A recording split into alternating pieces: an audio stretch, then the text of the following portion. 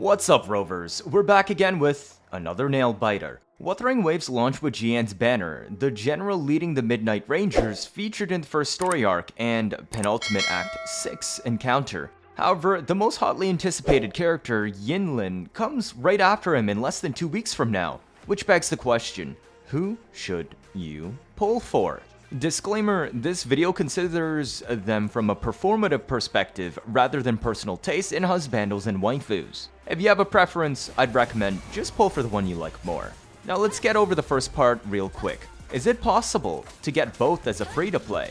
Now, if you farm every last astrite and limited pulls out of the 1.0 patch, then yes, it is actually possible to get both of them even if you fail the 50-50 both times. Now, this is due to the sheer amount of extra freebies given out not accounted for since launch, including the 20 limited pulls as apology for game stability yesterday, and another extra 10 limited pulls on day 1, and extra pulls from adding chapters 5 and 6, and exploration in the Northfall Valley, as well as Yinlin's quest. But I don't expect everyone to be willing to 100% the game's content in the first patch, so let's instead assume that you can only pick one and where they fit into the team spaces.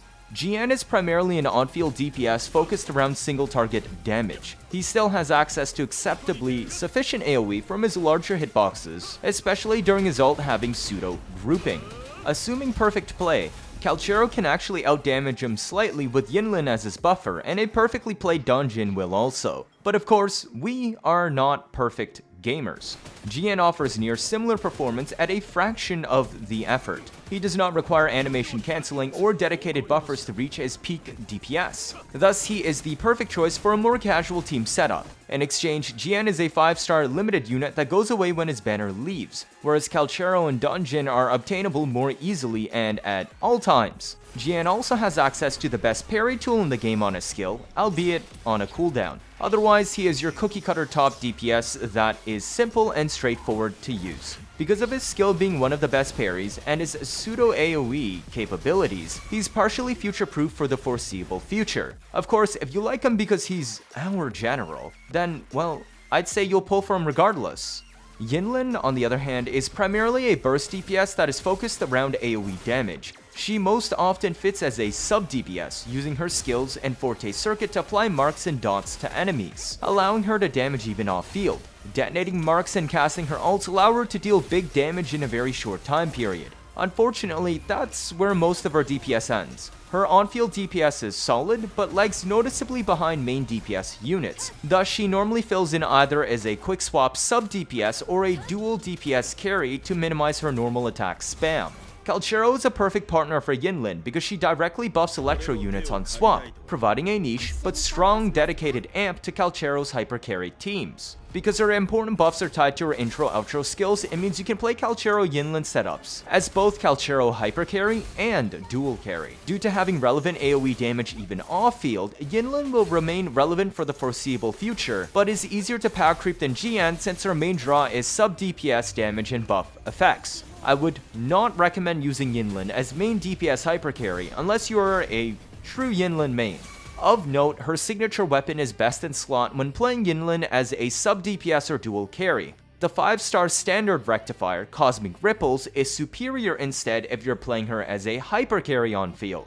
Of course, if you like her because waifu, you'll pull for her regardless. Therefore, Jiyan and Yinlin fundamentally fill two different roles on a team. I would also not recommend running Jiyan and Yinlin together as their kits do not complement each other at all. But they also do not actively impede each other's rotations, so it is okay to do so. If you're looking for a hypercarry DPS, Jiyan is the better option. If you're already set on DPS options, Yinlin may be an interesting choice, especially if you're intending on using Calchero as a DPS. I would strongly recommend all Calchero players to pull for her. Jiyan is the more power creep proof unit of the two, but both will remain relevant for quite a long time due to their multiple niches they fill that we currently lack. Finally, in late game, you need 3 teams to clear the final floor of Tower Adversity every patch for refreshable astrites and rewards. The final floor consists of a mob tower with 3 fights, a boss rush with 2 fights, and a third tower with 3 more mob fights. If you're looking to push this content early by the end of patch 1.0, you only have a few options. The meta team comps will be Jiyan Verena Flex, Calchero Yinlin with optional Baicher, and a third team option that depends on your chosen carry.